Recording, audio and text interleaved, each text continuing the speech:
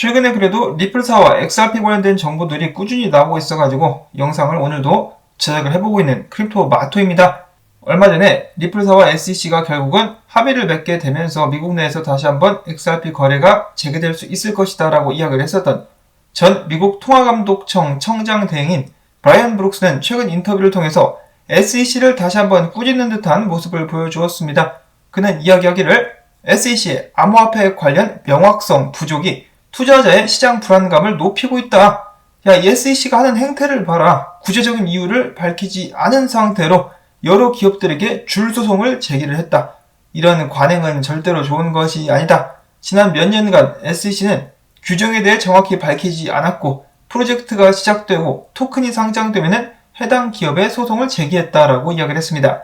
그러니까 아무것도 가이드라인을 알려주지 않은 상태에서 기다리고 있다가 먹이를 딱 문다 그러면 그때 덮치는 그런 마치 양아치 혹은 하이에나와 같은 모습을 보여주고 있다는 것이죠. 그러면서 계속해서 과대 벌금을 요구하고 있는 SEC. 이번에는 이어서 리플사의 법률 고문인 스튜어트 알테로티 씨가 최근에 SEC 위원장인 게리 겐슬러가 기고한 논평을 반박하는 글을 남겼습니다. 자, SEC 같은 경우는 이렇게 이야기를 했었다. 게리 겐슬러가 이야기하기를 자동차가 휘발유로 운행이 되든 전기로 운행이 되든 안전벨트는 여전히 필요한 것이다. 아무도 여기에 의의를 제기하지 않는다. 그리고 안전벨트가 우리 SEC다라는 것이죠. 자, 이런 가식과 거만이 정말 눈에 거슬리는데요. 스튜어트 알데로티 씨는 이야기하기를 자, 그 말이 맞긴 맞는데 다만 전기자동차는 휘발유가 필요하지 않음에도 불구하고 SEC는 휘발유를 판매하려고 하고 있으며 휘발유를 사지 않는 사람들을 처벌하려고 한다 라면서 그의 비유를 비꼬았습니다. 미국 의원들이나 정치인들 그리고 업계 사람들 전부 다 입을 모아서 동의하는 것 중에 한 가지는 SEC는 아직도 제대로 된 규제 가이드라인을 내놓지 않은 상태에서 계속해서 소송을 남발하고 있다는 것이죠. 최근에도 느닷없이 코인베이스에서 상장되었었던 코인들 9개인가 정도를 일제히 소송을 걸면서 증권 여부를 의심한다 라고 밝히면서 해당 코인들 거래가 중단되는 사태들이 발생을 하기도 했었는데요. 이런 식으로 소비자들에게 그리고 투자자들에게 엄청난 피해를 안겨다 주고 있습니다. 그럼에도 불구하고 자신들이 안전벨트라고 외치고 있는 SEC 정말 어이가 없는데요. 하루빨리 이들의 만행에 제동을 걸어야지 아니면 계속해서 알트코인들을 상대로 시비를 걸 것 같습니다. 그러면서 계속해서 벌금을 뜯어내려고 하겠죠. 자, 이런 상황에서 제가 이런 글을 봤는데 자, 블록체인 어소시에이션이나 그 외에 여러 암호화폐 관련된 법률 업체나 단체들은 SEC와 싸우는 리플사를 위해서 편을 들어주거나 지지를 해준 적이 거의 없다라고 하네요. 지금 소송이 2년째 이어지고 있는데 이제 가끔 리플사를 응원한다라는 글이 여기저기서 보이기는 하나 적극적으로 리플사를 지지하는 곳은 단 한 곳도 없었다라고 합니다. 자, 그 이유가 무엇일까? 첫 번째로는 리플사가 밉상짓을 좀 많이 하긴 했죠. 계속해서 비트코인과 이더리움을 헐뜯고 공격하는 모습들을 계속해서 보여주었기 때문에 업계로부터 반감을 산 것이 아닌가라는 생각이 들기도 하고요. 자, 그 다음으로는 일반 업체들이라든지 블록체인 어소시에이션도 아무래도 SEC가 무서운 것이 아닌가 그런 생각도 해보게 됩니다. 거래소들 같은 경우는 SEC에게 살살 기죠. SEC는 뭐 거의 학교 내 일진 같은 존재이기 때문에 그것 때문에 무서워서 벌벌 기는 것일 수도 있겠다 생각이 들기도 합니다. 그리고 이더리움 재단과 SEC 간의 유착관계도 빼놓을 수는 없겠죠. 자, 아무튼 이런 식으로 여러가지 상황 때문에 리플사는 지금 홀로 외롭게 싸우고 있습니다. 좋게 말하면 홀로 싸우는 것이고 나쁘게 말하면 왕따가 아닌가. 그나마 지금 리플사 같은 경우는 돈이 많기 때문에 계속해서 적극적으로 들이대고 있는 모습.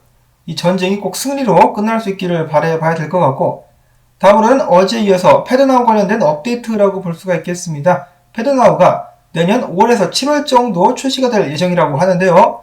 어제 잠깐 말씀을 드렸다시피 패드나우 같은 경우는 연중 무휴 24시간 365일 이용할 수 있는 실시간 결제 서비스라고 합니다. 그러면서 청산과 결제에 초점을 맞췄다라고 하죠. 그러면서 현재 120개 이상 금융기관들이 패드나우 파일럿 프로그램에 참여하기로 했으며 최근 미국 내 은행, 결제 프로세서 등 일부 기업들이 추가됐다라고 합니다. 자, 여기서 중요한 것은 연중 무휴 24시간 365일 지불도 아니고 결제와 청산의 서비스를 맞춘 프로그램이다. 마치 블록체인이 생각나게 하는데요. 블록체인과 코인들을 활용해가지고 청산을 진행한다라는 느낌이 강하게 들 수밖에 없습니다. 실제로 그래요.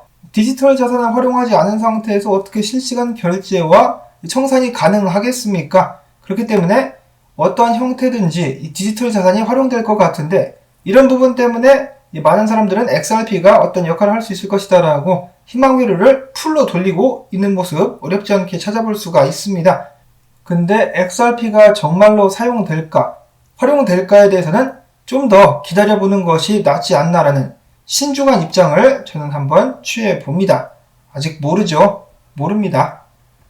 자, 그 다음에 엊그제 1억 6천만 개의 XRP가 FTX로부터 익명 지갑으로 이체가 됐다라고 합니다. 누가 매입을 한 것일까요? 아니면 내부 거래였을까요? 엄청난 물량이 움직였다. 무엇 때문에 XRP를 움직인 것일까? 궁금하다라는 생각이 듭니다. 다음으로 해서는 암호화폐 커뮤니티가 XRP의 떡상, 9월달에 떡상을 예상을 했다라고 합니다. 자, 역사적으로 9월 같은 경우는 미국 증시나 비트코인에게 있어서 좋지 않은 그런 달이라고 볼 수가 있겠는데요. XRP만 홀로 50% 이상 상승할 수 있을 것인가?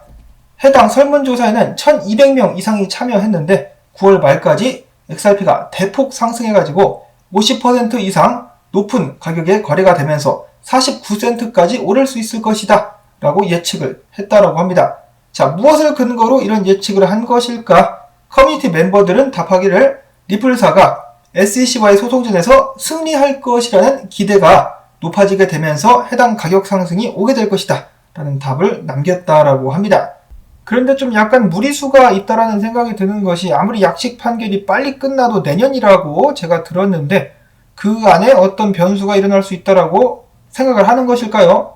작년부터 빵형이 나와가지고 올해 초 2022년도 초에 소송이 마무리될 수 있을 것 같다라는 발언을 해가지고 기대를 잠깐 올렸었다가 전혀 그렇게 되지 않자 많은 사람들을 실망케 했었는데요.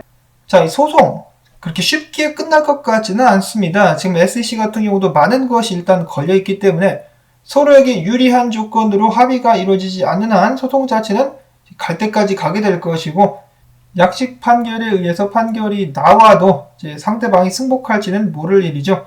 정치적으로 어떤 제도가 확립이 되거나 아니면은 이 합의가 되는 쪽을 기대하는 것이 낫지 않나.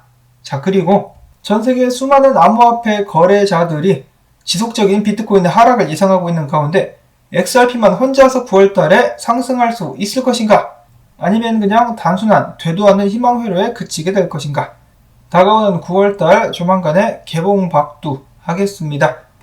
이어서는 그닥 좋지 않은 소식이 한 가지가 나왔습니다. 얼마 전에 콜롬비아 내에서 블록체인 토지 소유권 부여 프로젝트를 활용하는 데 있어서 XRP 레저가 사용이 되었다라는 아주 기분 좋은 소식이 나왔었는데요. 콜롬비아의 새 정부는 해당 프로젝트에 별로 관심이 없다라고 하네요. 우선순위도 아닐 뿐더러 지금 당장은 XRP 레저가 활용된 토지 소유권 부여 프로젝트를 진행하지 않고 있다라고 합니다.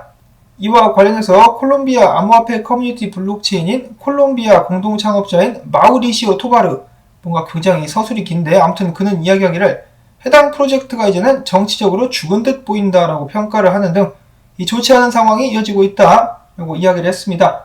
이 프로젝트 다 만들어 놨는데 쓰기만 하면 되는데 왜 쓰지 않겠다라고 하는 것인가? 답답하네요. 이 새로운 콜롬비아 대통령 자식 정신 못 차려. 이어서는 리플사에 관련된 직접적인 소식은 아니지만은 플레어 네트워크에 관련된 업데이트. 자, 플레어 네트워크가 이번에 활용이 됐다라고 하는데요. 스위스 블록체인 소프트웨어 및 인프라 개발사인 레나 인스트루먼트와 함께 크라우드 펀딩 런치패드를 출시했다라고 합니다. 이에 대해서 플레어 네트워크의 CEO는 이야기하기를 플레어 블록체인에 내장된 탈중앙화 데이터 인프라를 활용해가지고 플랫폼과 사용자 간의 윈윈 관계를 확립할 수 있다라고 설명을 했다라고 하는데요. 스파크 토큰이나 내놓으셔, 참. 빨리 내놓으라고. 지금 도대체 몇 년째야, 양반아. 빨리 내놔. 자, 하루빨리 스파크 토큰 에어드랍 실시될 수 있기를 바라보면서 오늘 영상 여기서 또 마무리를 짓도록 하겠습니다. 나온 정보들이 좀 도움이 되셨다. 그러면은 수고했다라는 의미에서 광조 때 광고 봐주기, 좋아요 눌러주기, 댓글 남겨주기, 여러분들의 그런 지원 부탁드리면서 저는 다음에 새로운 소식 나오면 또 모아서 인사를 드리도록 하겠습니다. 안녕히 계십시오.